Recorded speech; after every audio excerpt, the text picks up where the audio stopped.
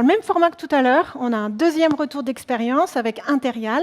Donc j'invite à me rejoindre Michael Van de Waal de Interial Mutuel, je vous en prie, et Jean-Nicolas Carnet, qui est DGA, directeur de la BU secteur privé.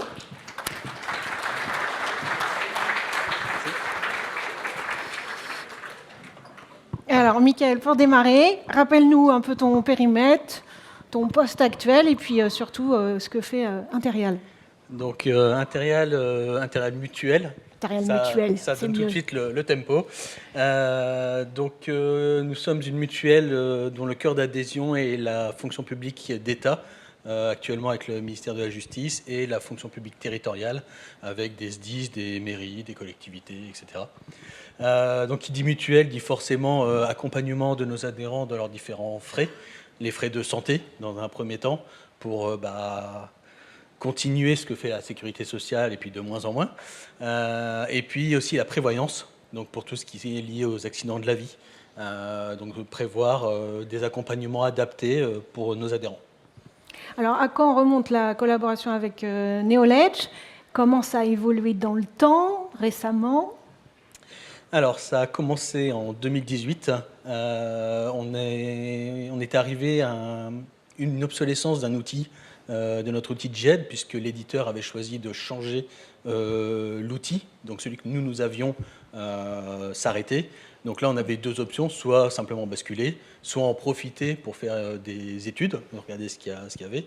C'était tombé en plein au niveau de documentation, donc on en a profité pour aller sonder les existants. Et puis après, cheminement classique, appel d'offres, réalisé, 7 prétendants, sélection sur dossier de 3 d'entre eux, dont Neoledge, vous vous en doutez bien.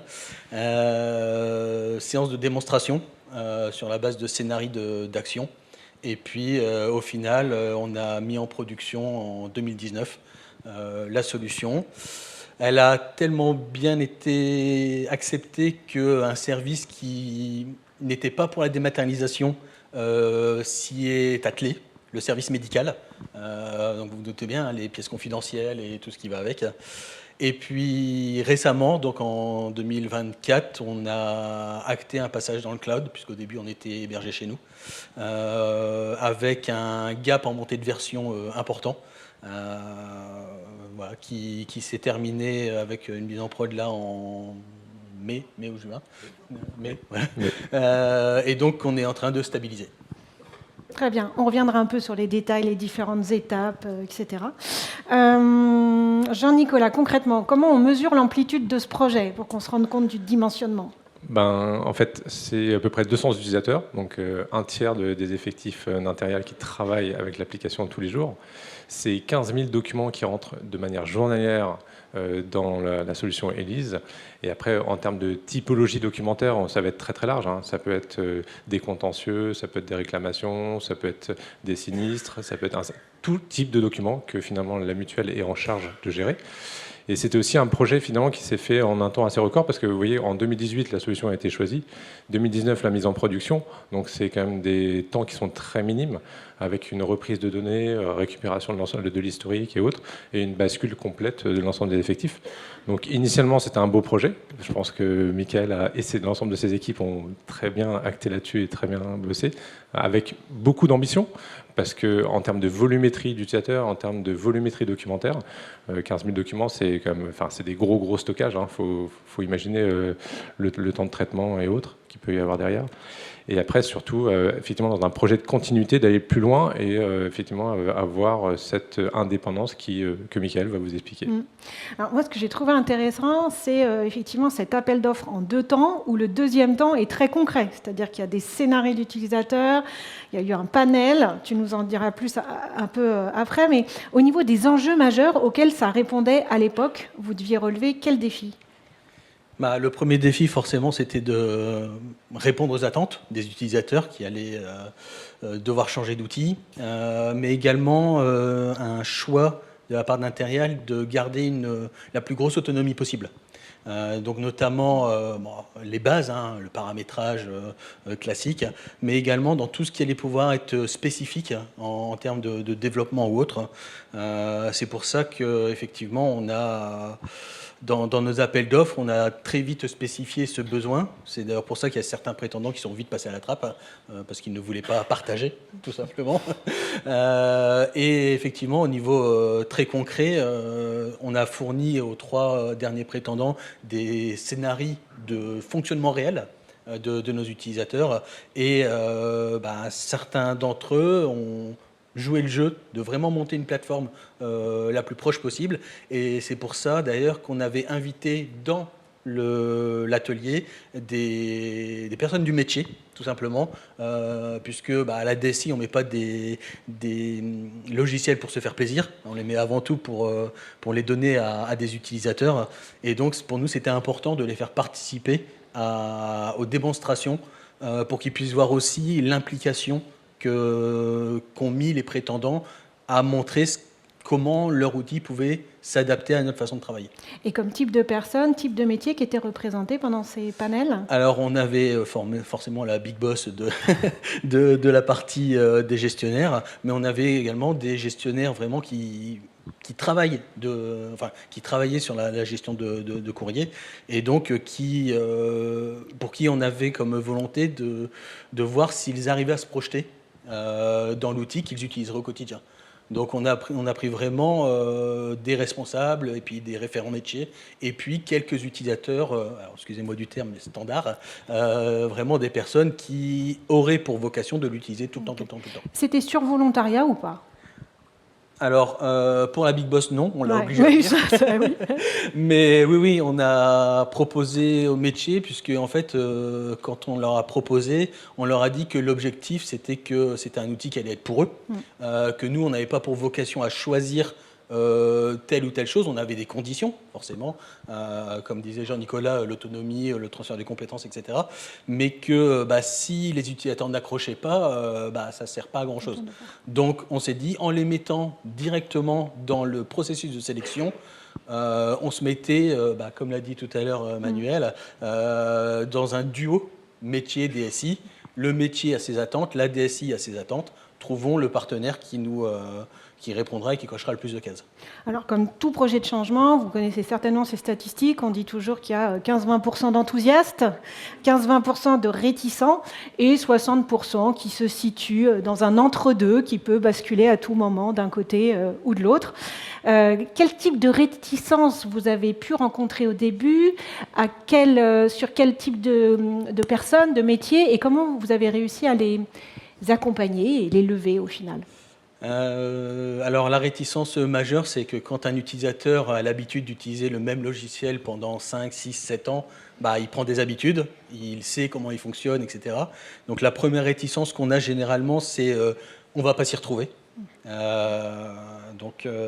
C'est pour ça que pour résoudre ce problème-là, on l'a fait en 2 temps. Le premier, c'est lors de la rédaction de l'appel d'offres. Pour la rédaction de l'appel d'offres, on s'est bien basé sur l'existant. Même si on savait que tout logiciel ne pourrait pas répondre à 100%, il était important pour nous de décrire ce que vivaient nos utilisateurs pour que l'éditeur ou le prétendant puisse derrière nous proposer quelque chose qui serait le plus adapté. Et le deuxième, c'est d'avoir mis les utilisateurs justement dans ce process de sélection. C'est-à-dire que ils ont... Comme le choix venait aussi en partie d'eux, ils ont été prêchés la bonne parole, entre guillemets, et c'est plus simple quand ça vient de nos collègues que quand ça vient d'un autre service ou d'au-dessus. Donc moi je retiens, mais on enfonce peut-être une porte ouverte, mais c'est toujours bien de le rappeler quand même.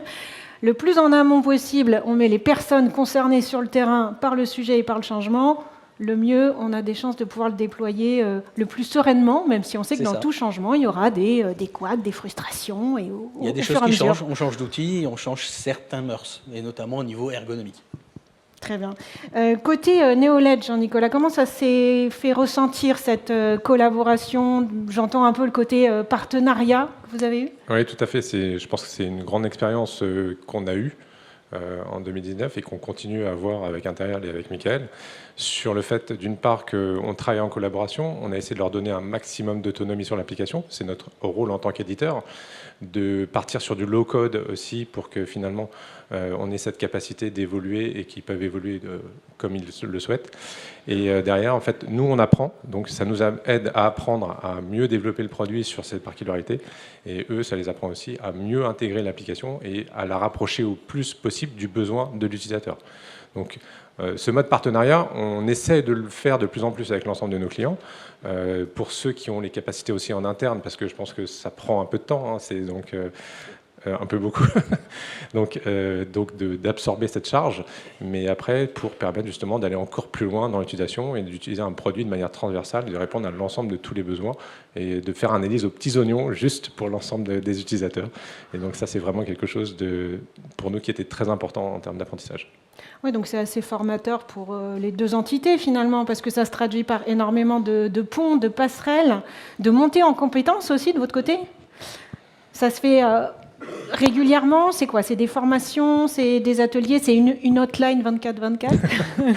Ils nous appellent à 3h du matin. Non, mais en fait, on a essayé de mettre, on a mis une task force à disposition avec différents profils, en fait, aussi bien profil formateur-utilisateur, profil formateur sur la partie développement, et en fait, pour arriver à être vraiment un développeur pur, en fait, pour que finalement l'ensemble des équipes d'Interreal puissent absorber toute cette compétence en interne et faire des choses même que nous, auxquelles on n'avait pas pensé. Donc, cette histoire de tableau de bord dynamique qui se crée instantanément à chaque chargement, enfin, c'était quelque chose d'assez bluffant.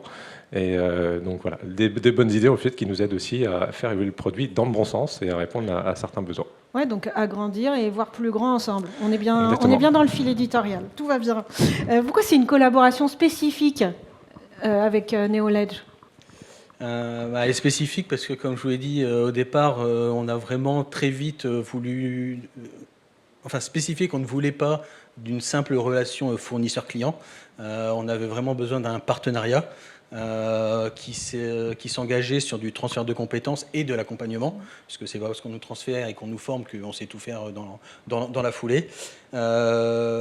Et c'est un contrat qui a été pleinement rempli pendant les phases projet en tant que tel, où Neoledge a mis des équipes adaptées à chaque réunion quasiment, donc que ce soit le chef de projet en lui-même qui fait le suivi et puis les premières relations, mais très vite même les formations techniques.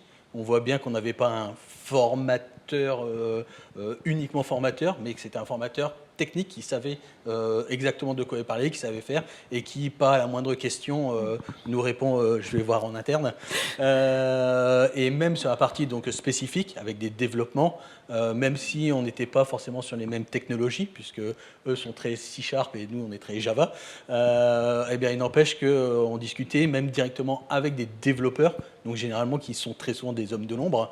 Là, on a Neoledge les a mis en avant, et à bon escient, puisqu'on a à chaque fois pu relever n'importe quel défi qu'on a mené.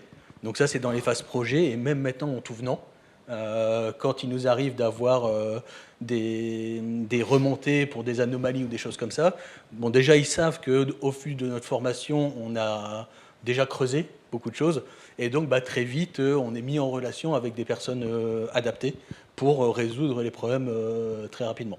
Et alors, est-ce que ce gain d'autonomie a aussi entraîné chez vous des nouvelles personnes, des nouvelles recrues ou des changements, des évolutions de métier? On a la chance chez nous d'avoir des personnes vraiment polyvalentes. Donc on n'est pas forcément une grande équipe, mais on sait mettre les mains dans le cambouis. Donc à la fois en chefferie de projet, en développement ou quoi que ce soit. Donc ça nous a permis surtout de monter les gens en compétences sur des domaines qui n'étaient pas forcément les leurs, avec leur accord, bien entendu. Il y a des fois, il y a des gens qui ne veulent pas développer, c'est tout, c'est pas leur tasse de thé. Mais par contre, s'ils voulaient monter sur du paramétrage, sur de l'assistance utilisateur, des choses comme ça, ça a permis effectivement de revaloriser les équipes. Vous êtes combien aujourd'hui, du coup, à intervenir sur ce projet ? Alors, en tout, on est une équipe de 4. 2 principaux et 2 backups, dont moi qui suis sur le projet depuis le tout début en 2018, un de mes collègues qui nous a rejoint il y a 4-5 ans maintenant, et puis les 2 petits nouveaux qui sont arrivés justement pour la partie backup, du fait d'avoir associé 2 équipes en GED et en éditique. Ça reste une application qui est très très critique chez Interial. Je pense que le jour où ça marche plus, ça sonne dans tous les côtés. Voilà, chez nous aussi. C'est vraiment une application en fait organisationnelle. C'est-à-dire que quand je parlais des 130, 150 utilisateurs quotidiens, pour lesquels c'est l'outil, s'ils ne l'ont pas, ils ne peuvent pas bosser. C'est aussi simple que ça. Pour d'autres, c'est que de la recherche ou du suivi de la statistique. Mais pour ces personnes-là, effectivement, ils sont au chômage technique si l'application n'est pas disponible. Et puis l'intégration que vous avez fait aussi, c'est important parce que ce n'est pas uniquement les interfaces que vous avez un peu remodelées, c'est aussi le dialogue avec tout le SI interne. C'est de l'intégration complète d'Elise. Aussi bien avec d'autres applications où on récupère des informations, on transmet des informations. Et je pense que c'est toute la magie finalement de ce projet pour arriver beaucoup plus loin et que juste une simple application de GED dans son coin. Ouais, on a pu faire effectivement du spécifique qui était au sein d'Elise, mais que je qualifie donc d'inclusive, mais pas intrusive. C'est-à-dire que tout est bien cloisonné. Et donc, par exemple, pour les montées de version et tout ça, on n'a pas de problème majeur. C'est-à-dire que le cœur, le noyau d'Elise et les fonctionnalités sont mises à jour. Alors certes, on fait des tests de non-régression pour s'assurer que le spécifique fonctionne toujours. Et régulièrement, ça fonctionne. Donc, un état des lieux qui montre un duo de partenaires qui évoluent au fur et à mesure ensemble. Au niveau des défis, là, 2025, qu'est-ce qui se pose comme nouveau défi pour vous ? Alors, ça va être de bénéficier de tout ce que la migration dans le cloud va nous permettre. Ouais. Ça a été un très gros projet de migrer dans le cloud, donc avec des équipes de Neoledge qui nous ont parfaitement accompagnés. Ça a été bien, mais du coup, le fait de bénéficier du passage dans le cloud, déjà, ça va nous permettre à nous de rester à niveau version. Parce que quand on intègre chez nous, on est toujours plein de bonne volonté, mais on a tellement de choses à faire que des fois, on oublie de faire les montées de version. Donc là, on va profiter de leur sérieux pour nous maintenir à jour.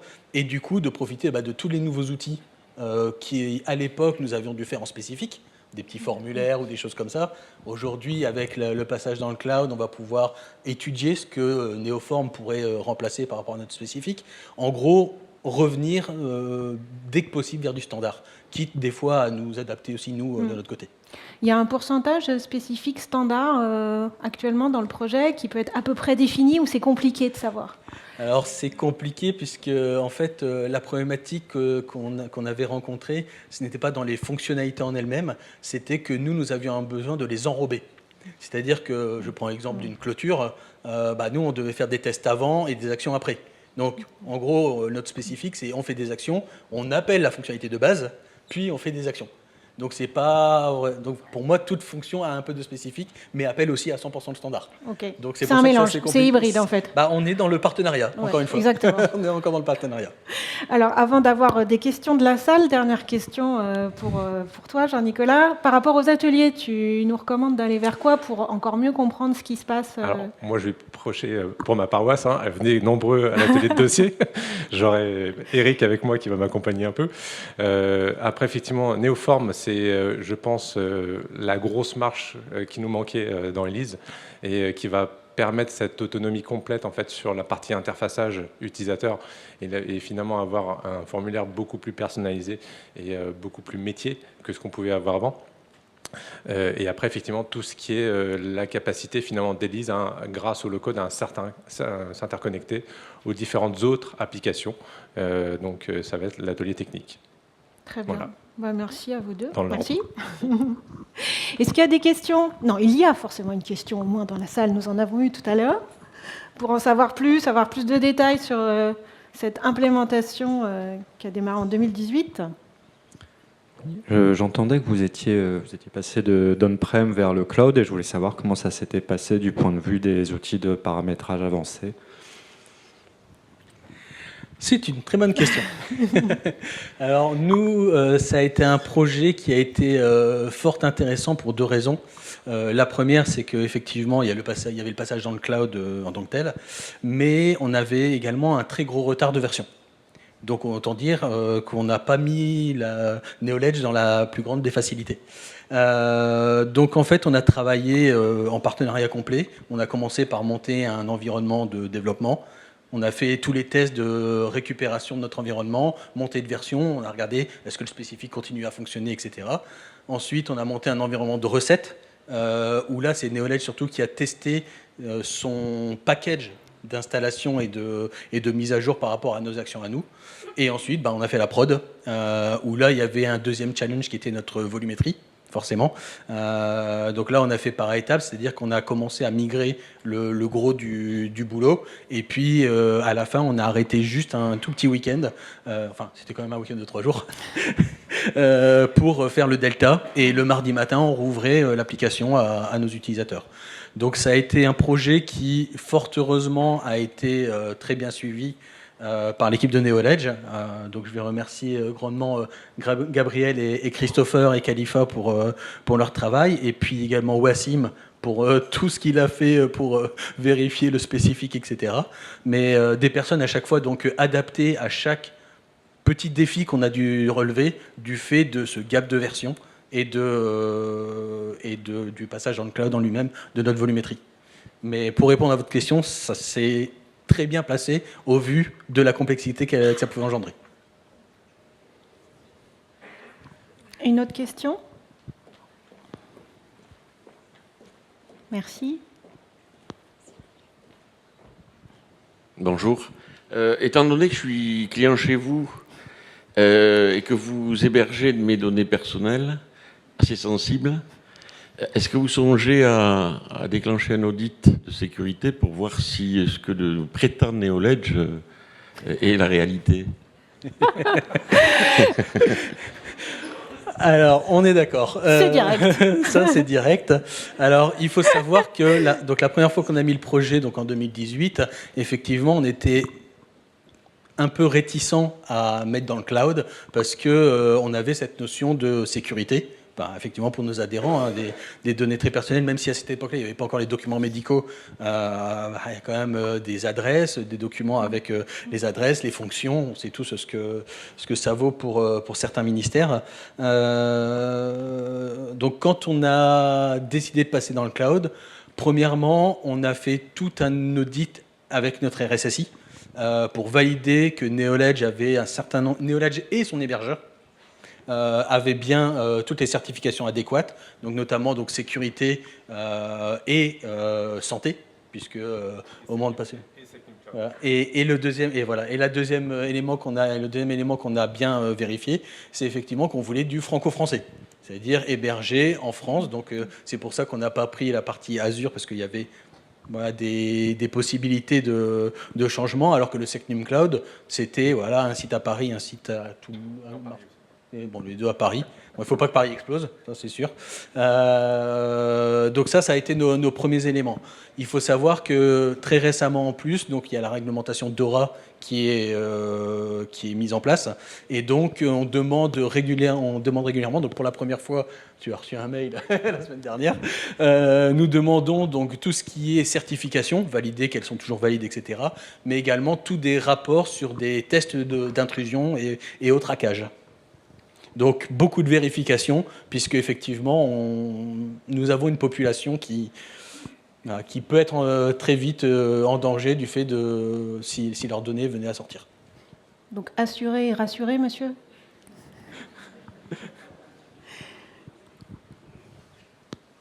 Une autre question? Ah, j'ai eu peur, il n'était pas rassuré. Si je peux me permettre une autre question qui n'a rien à voir avec le témoignage client là, il y a eu quelques petites avancées RGA et on n'en parle plus dans la roadmap là, ce matin, ou alors j'ai loupé quelque chose. Est-ce que Neoledge a arrêté toute ambition sur le RGA, qui ne parle pas peut-être à tout le monde, mais... Christian, Tu veux répondre ou je réponds? une apparition Est-ce que je dis une de bêtise bis ou... supplémentaire pour Christian. Tu as pris un abonnement à la scène. Micro? Ouais, Ouais, c'est c'est bon. bon, il est revenu, super. Je suis équipé, c'est pratique. Je vous rassure, on n'a pas abandonné toute ambition dans le domaine de l'accessibilité, loin de là. Je l'ai peut-être mal dit, mais en fait, sur la version 2025, on a bossé sur le UX de manière générale, et nos équipes UX, elles intègrent toujours la démarche d'accessibilité, y compris sur le mobile, etc., pour que de version en version, on s'améliore constamment. Donc c'est une démarche qui reste constante. Il y a des endroits dans l'application qui ne sont pas accessibles aujourd'hui, on le sait.